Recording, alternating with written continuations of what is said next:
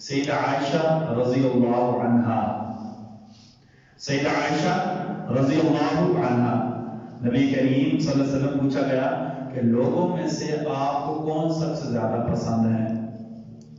لوگوں میں سے کون آپ کو سب سے زیادہ پسند ہے؟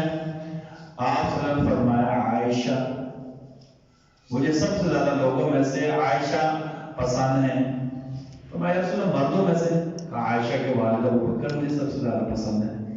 ہمارے سارے علماء کا اس پر اتفاق ہے کہ سیدنا صدیق اکبر کی صحابیت کا جو انکار کرے گا وہ کافر ہوگا۔ جو سیدنا ابو بکر پر اعوذ باللہ گالی نکالے گا، برا بھلا کہے گا، وہ کافر ہوگا۔ کیوں بھلا؟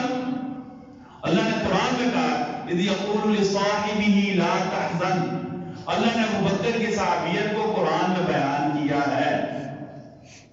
جو ابو بکر کو برا بھلا کہے گا اس سے بڑا لعنتی، اس سے بڑا مردود، اس سے بڑا کافر اور کوئی نہیں ہوگا۔ اسی طرح اس وقت بھی سارے علماء کا اتفاق ہے کہ جو سیدہ عائشہ کی تنقیص کرے گا، سیدہ عائشہ کو برا بھلا کہے گا، وہ بھی کافر ہوگا۔ کیوں بھلا؟ قرآن کریم 18واں پارہ سورہ نور کی 18 آیات، سورہ نور کی 18 آیات اللہ نے سیدہ عائشہ رضی اللہ عنہ کی شان مبارک میں نازل فرمائی ہیں۔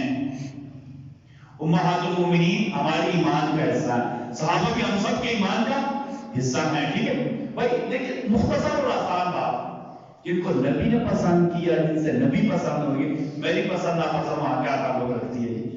میں کون ہوتا ہوں؟ مجھے حق کس نے دیا بھائی ہو؟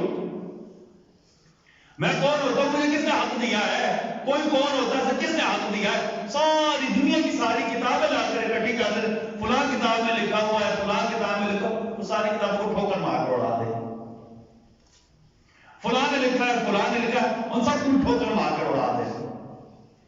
ہر وہ کتاب جس میں صحابہ کی تنقیص ہو، ہر وہ بات جسے نعوذ باللہ صحابہ سے دشمنی کی بو آتی ہو، وہ مردود ہے، ان کی کوئی حیثیت کوئی نہیں ہے۔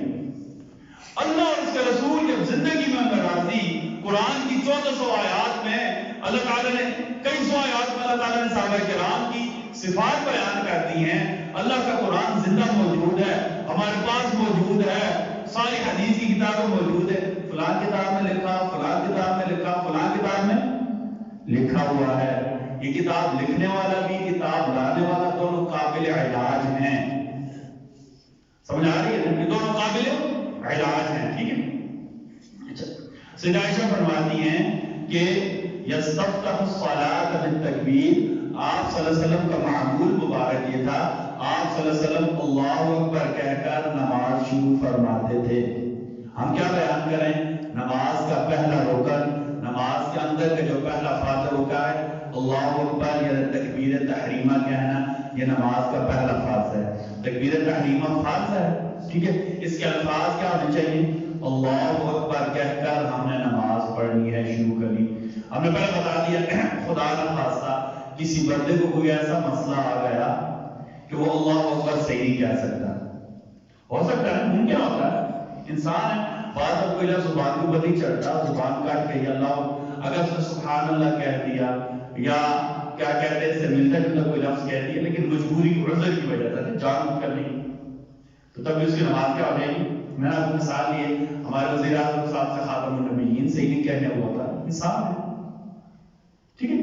اگر کسی کے ساتھ ایسا کوئی مسئلہ ہو، ویسے تو اللہ اکبر کہہ کر یہ فرض ہے، ٹھیک ہے؟